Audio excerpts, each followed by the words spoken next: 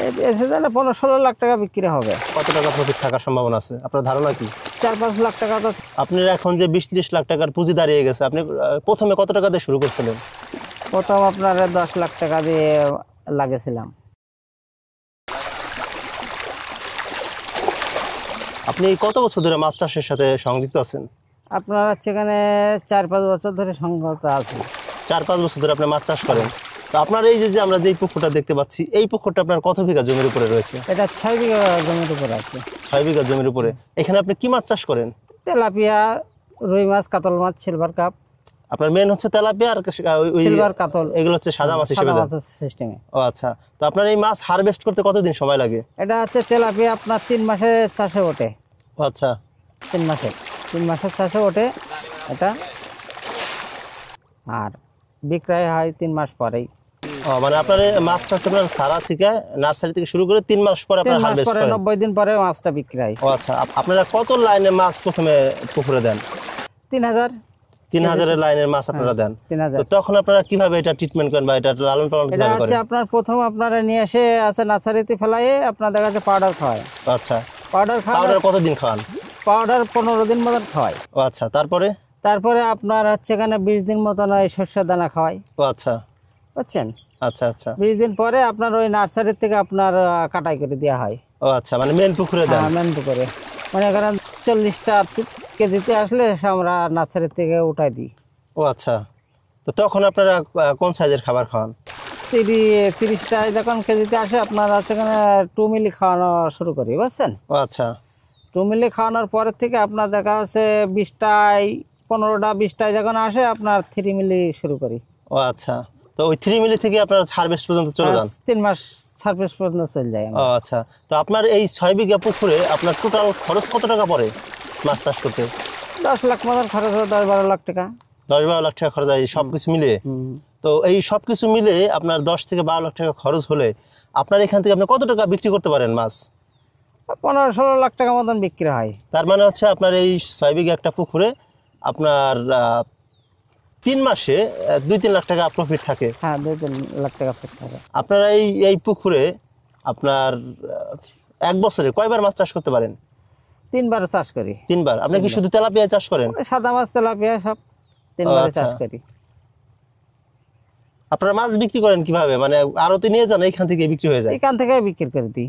পাইকার আসেন, পাইকার নিয়ে যায়? আসলে এখান থেকে বিক্রি করে দিই। আচ্ছা।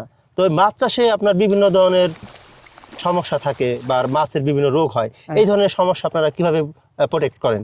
এটা আপনার প্রোটেক্ট করে দেখা আছে ডাক্তারকে ফোন দিই, ফোন দিলে আপনার হচ্ছে এখানে এটা আপনার ডাক্তার এখানে আসে, এসে ওরা পরীক্ষা করে এবার আপনার হচ্ছে এখানে ওরা ওষুধ দিয়ে যায়। ও আচ্ছা। মানে আপনাদের এখানে মাছের যে কোনো সমস্যা হলে আপনার এই যে মৎস্য যে ডাক্তার আছে, মৎস্য ডাক্তারের সাথে যোগাযোগ করে আমরা হচ্ছে এখানে ট্রিটমেন্ট করি। ও আচ্ছা। তো এই ডাক্তাররা কি আপনার হচ্ছে যে আসে, আপনারা যেই কোম্পানির ফিট খাওয়ান সেই কোম্পানি থেকে আসে নাকি আলাদা? আপনারা হচ্ছে এখানে যে কোম্পানি থেকে খাওয়ায় সে সব কোম্পানি থেকে আসে, বুঝছেন? ও আচ্ছা। ডাক্তারদের কি কোনো ভিজিট দিতে হয় আসলে? না না না, ভিজিট দেওয়া লাগে না, ফ্রি। ওষুধটা শুধু বা যে সমস্যা হয় ওইটা আপনাদের নিজের টাকায়? ওষুধ আছে কিনে খাওয়াতে হয়। ও আচ্ছা। ব্যবহার করার সময় ওষুধ কিনতে হয়। তো আপনার মাছ চাষের ক্ষেত্রে মাছের কি কি সমস্যা হতে পারে বা কি কি সমস্যার সম্মুখীন হতে হয়? দেখা যাচ্ছে ভাইরাস লাগে, পোক আছে, বুঝছেন? আচ্ছা। মাসে দেখা যাচ্ছে একবার পোক মারা ওষুধ দিতে হয়। তো আপনার এই পুকুরের মধ্যে আমরা একটা অ্যারোডর মেশিন দেখতে পাচ্ছি, অ্যারোডর আসলে কি কাজে লাগে? অ্যারোডর মেশিনে আপনার হচ্ছে পানি আছে, অক্সিজেন তৈরি করে। ও আচ্ছা। পুকুরে যদি হচ্ছে আপনার অক্সিজেনের ঘাটতি হয়, ওটা চালালে আপনার হচ্ছে অক্সিজেনটা তৈরি হয়। ও আচ্ছা। তো অক্সিজেনের ঘাটতি হলে কি শুধু অ্যারোডর চালালে আপনার অক্সিজেনের ঘাটতি পূরণ হয় নাকি অন্য কোনো প্রক্রিয়া আছে? অন্য প্রকার আপনার দেখা আছে ওটা আছে এখানে বেশি যদি হয়ে যায় তাহলে ওষুধ ব্যবহার করতে হয়। ও আচ্ছা। বেশি যদি হয়ে যায় তাহলে আপনার দেখা যাচ্ছে ওষুধ ব্যবহার করতে হয়, আর অল্প থাকলে দেখা যাচ্ছে ওটা চালালে গ্যাসটা কেটে যায়। তো মাছ চাষে আপনার সবকিছু মিলে লাভ লস মিলিয়ে আপনার কি মনে হয় যে মাছ চাষে একজন মানুষ চাইলেই স্বাবলম্বী হতে পারবে মাছ চাষ করে? মাছ চাষ করে স্বাবলম্বী হবেই ভাই, স্বাবলম্বী না হয়।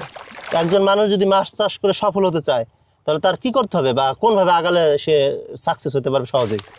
সাকসেস আপনার পরামর্শ নিতে হবে, পরামর্শ নিয়ে দেখা যাচ্ছে সাকসেস করতে হবে। মানে তার হচ্ছে আপনি বলতে চাচ্ছেন যে তার কাজবাজ বুঝতে হবে, কিভাবে চাষ করতে হয়। বুঝতে না পারলে তো কোনো কাজ হবে না। ও আচ্ছা।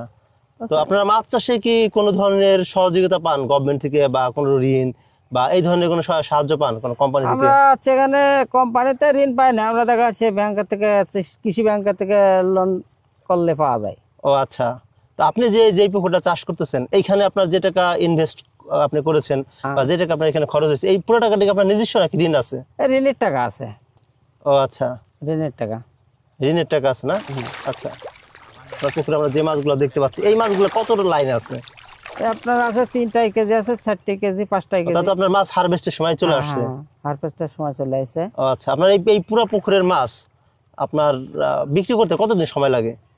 পুকুরের মাছ আছে এখানে বেচতে যদি পাইকার বেশি আসে তা মনে করেন যে 10 দিনই ক্লিয়ার করে দেওয়া যায়। 10 দিন আপনি পুকুরে কি সব মাছ বিক্রি করে ফেলেন একবারে? হ্যাঁ, সব মাছ বেশি না, দেখা যায় সাদা মাছ কিছু রেখে দিই।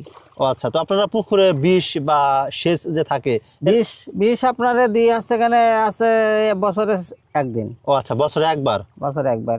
ও আচ্ছা আচ্ছা। তো আপনি এই এখন যদি আপনার মাছ হারভেস্ট করলে আপনার এই সিজনে কত টাকার মাছ বিক্রি করতে পারবেন বলে আপনার ধারণা?